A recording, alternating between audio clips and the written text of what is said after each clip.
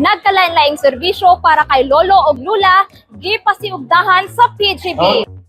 Giila o gihatagan og importansya sa Provincial Government of Bukidnon sa pagpanguna ni Provincial Governor Rogelio Neil Piroque o Provincial Social Welfare and Development Office ang nahimong kontribusyon sa mga senior citizens sa probinsya, pinaagi sa gipahigayon nga provincial handog para kay lolo't lola nga kabahin sa 2025 Senior Citizens Congress, Oktubre 21, 2025 sa Kaamulan Open Theater, Kaamulan Park, Malaybalay City, Bukidnon.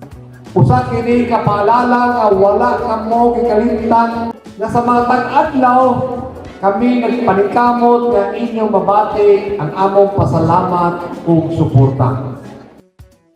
Sa maong tigom, nagkalain-laing serbisyo ang libreng napahimuslan sa mga senior citizens, lakip ang medical consultation, eye check-up, massage, haircut ug uban pang mga serbisyo.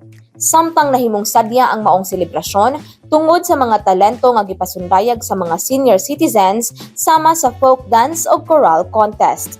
Among ipakita nga we are still part of the world. Nga pwede pa mi mo kiay, pwede pa mi mo siyagit,